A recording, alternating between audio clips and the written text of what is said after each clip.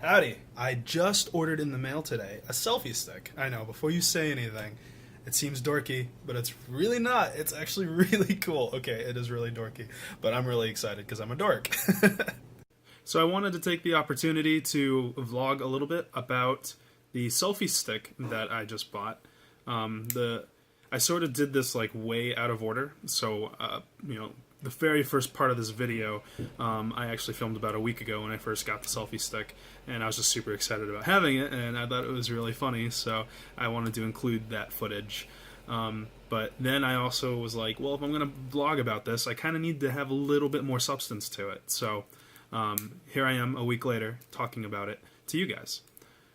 So the selfie stick I bought was actually pretty cheap. I think it was only like 20 bucks or maybe 30 bucks on Amazon.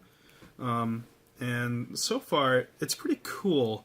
I don't use too many of the features. They don't always tend to work. Like you can see, this is the control stick, and on the control stick there are 4 buttons.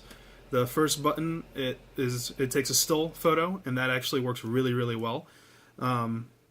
The plus sign button and then the minus sign button, those don't really do anything with the default Android camera app. So I don't know, kind of useless. The fourth one is the power button, and that actually also works pretty well, so that's cool. The one thing that it doesn't do is I'm using my camera to film all of this video, and it doesn't really control the video function very well. So this company actually has their own Android app. I downloaded it, and it's a little wonky. Maybe it's just because, I don't know, I'm not used to it.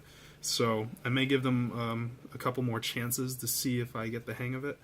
But yeah, I mean, for the most part, I think I'm just going to use it for its raw physical purpose of holding the camera away from me. And I'm also using it with this cool little tripod that it comes with. So the tripod is actually really handy. Keeps the camera a good distance away, and I don't have to hold on to it, so I'm not shaking and stuff, so that's really useful too. But yeah. I also wanted to talk about this little crafty thing I did. One of my friends was watching one of my last videos, and she was like, oh, it's really super dark in there, and you need to work on your lighting. And she was right. So I went ahead and tried to do something about it. I mounted my desk lamp right above the computer, and turned that on, but with a naked bulb, it just blew everything out. It was like super bright. I can show it to you guys. Like, here you go. This is what it looks like without the filter. And back to the filter. Much better, right? I think so. I got all kind of crafty, and so what I ended up doing to make it a little better is I looked around the house a little bit. I was like, what can I use to kind of make a filter, or I think probably diffuser is the more accurate term. So I ended up just taking a piece of paper and putting it in front of the light, and I actually think that worked out pretty well. A single sheet of paper wasn't enough, so I ended up using some tape, and I taped 2 pieces of paper together, put a little bit of spacing in between it so it would throw the light a little more. But needless to say, this is the result, and I'm pretty happy with it. I think it's pretty good. I think the lighting is a lot better, and yeah. So I'm actually gearing up for a bunch of travel. It's a mixture of vacation and work travel. My first stop is actually vacation, and it's off to I'm off to San Francisco. So that's going to be really awesome. I'm excited for that. The last time I was in San Francisco, California, I think I was like 11 or 12 years old. So this will be my first time back as a full-fledged adult.